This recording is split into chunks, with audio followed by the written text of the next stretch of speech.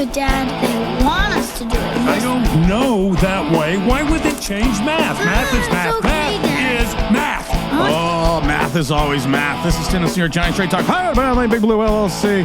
Let's give them something to talk about. Need to talk about salary cap because my numbers keep coming in rapidly, and my numbers keep scaring the literal bejesus out of me in reference to the New York Football Giants and where this team is going to be when camp breaks and the rule of 51 is no more, and then the top 53 contracts count on the New York Giants roster. It's a scary thought process. It's a scary proposition because we all know what's going to happen. We all know there's one contract that the Giants need to touch. And sorry. That's what she said. You need to touch. And at the end of the day, it's an even scarier proposition, except for the like of Carl Banks, because it'll just make him happy. And we're going to get into that contract in a minute. But we need to take a look at where the team is. The Giants right now have about $800,000 in salary cap with the Rule 51.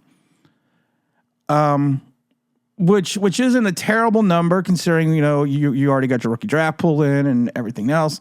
And you're going into camp. So, you know, some of these contracts are going to be moving around. Some of these contracts are going to be renegotiated, but you got to look at the contracts that we have to renegotiate. We have to look at the cap space in the near future, and we have to look at where this team is headed. Pro Football Focus came out and said the Giants have the 31st ranked worst roster in the entire NFL.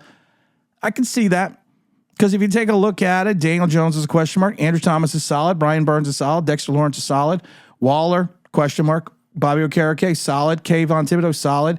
Darius Slayton, third wide receiver on a good team. Graham Gano, injured. Evan Neal, question mark. John Runyon got moved on from Green Bay after 3 years, and they actually had his replacement rotating with him before the end of the season ended the playoffs. Neighbors, you have to keep your fingers crossed. Locke, you got to keep your fingers crossed. And then there is a bunch of others outside of people like Deonte Banks.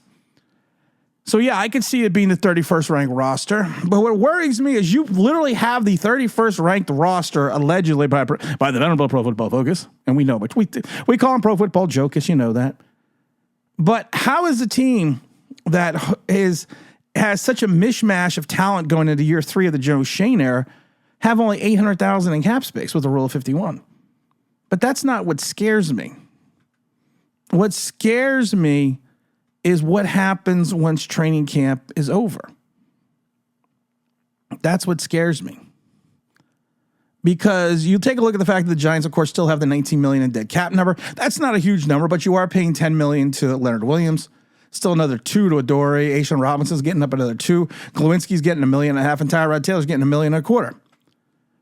So that doesn't bother me. What bothers me, though, is if you take a look what happens after camp breaks. You're going to be anywhere potentially between negative $31 and negative $33 million. So that ranks them either between 31st and 32nd in cap space after the Rule of 51. And you look at this team that is top. We've talked about this before. We've talked about this a million times. The team is so top heavy on contracts again. We blasted the likes of Gettleman for doing the same thing. We blasted Gettleman for the smooth sounds of Kenny G. We blasted Gettleman for the moves that he made. But Joe Schoen does the same things. Joe Schoen went out and traded assets for Brian Burns. And like I've said it a million times before, I hope Brian Burns gets 100 sacks.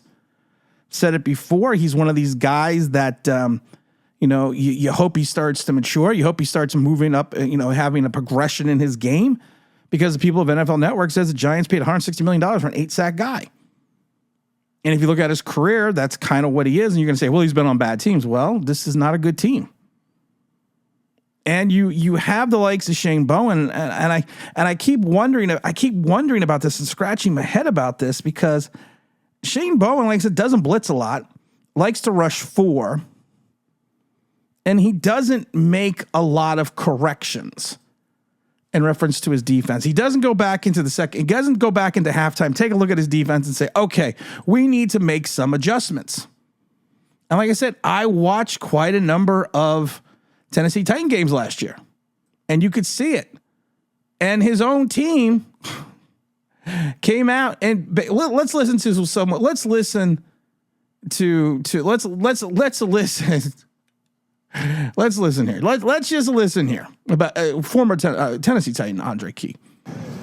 The intensity he got, the detail, and we don't move on until everything is fixed. And the detail he got and the swag that he got. Now, this is Denard Wilson, who the Giants wanted, who was the Tennessee Titans coach now. That he come in with every day. Oh, man, it's going to be exciting. Did you move on before some details were fixed in the past? Hell yeah. Yes, we moved on. If we messed up, we didn't fix it.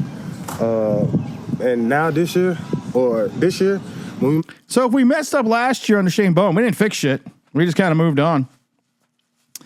That's not words of encouragement for your defensive coordinator when a former player comes out and basically, no, we never fixed shit. We didn't fix shit. So the Giants the Giants are going to be anywhere between negative $31 to negative $33 million when camp breaks. So you take a look at the contracts they're going to have to restructure. You're going to have to restructure Andrew Thomas. You know that. You've already restructured Dexter Lawrence. You're going to hope that Waller retires and you don't waive him because you can save that almost 6.9 million. You could move some money from Bobby Okereke, but he doesn't really have a huge cap hit. So the only contracts you could look at, of course, are going to be Thomas, Burns, Lawrence, which was already redone, Waller, and Okereke. Because then the next is Kayvon Thibodeau. So Thomas, you know you're definitely going to restructure. And we keep saying this, kiddies. And Shane's not going to do this right away because he's going to get closer into camp. He's going to get closer to see how healthy Daniel Jones is. He's going to get closer to see what this progression is going to be for Daniel Jones. This is where he's going. He's not going to do it right away. But he's got to restructure the Daniel Jones contract. It's a $47 million cap hit that you're sitting on right now. And that's a huge, scary number. 18.75% of your salary cap is tied up into Daniel Jones. The 27-year-old quarterback who's in year 6, who we have to keep giving more opportunities to because we just have to, who's coming off a knee and 2 neck injuries in 3 years. You're going to have to move some of that money. You're going to be able to convert some of it to signing bonus, or to a bonus, I should say. So you can, so you can... you're going to take signing bonus. Why did I say so? Because I'm looking at his prorated $9 million signing bonus. But you are going to convert some of that money into a bonus. And it's going to be guaranteed either way because you're not going to waive him when you got almost a $70 million dead cap number. But the problem is this. Like last time, you're going to have to push some of that Daniel Jones money out into following years. So you're going to have to move some money into 2025. He's got a $41 million cap hit for 21 to 25. Which is 15.2% of the salary cap. He's got a $22 million dead cap number, which was almost below 18 until they had to push some of that dead cap money from the last time out into 2025. He's also got an $11 million dead cap number 2026 nobody wants to talk about. But you're going to have to take, I would say, at least 7 to 8 million and push it into 2025. So you're going to have a $30 million dead cap number for Daniel Jones. And I keep saying this over and over again, kiddies. Daniel Jones is probably not even going anywhere in 2025. He could stink it up. He could throw up a stinker. And he's probably still going to be on this team because his dead cap number is probably going to be around 30 million after they restructure this deal. And like I said, Shane is in no hurry to restructure because he knows he has time. He has an understanding and a philosophy that I have time to do this. And I don't have to do it till after camp breaks, after that last preseason game, but he's going to have to do it. So anyone that feels that pit in their stomach right now, that Daniel Jones is your quarterback in 2024, even if you draft a quarterback in 2025, he's probably still going to be on this team. So we're probably still going to be talking about year 7.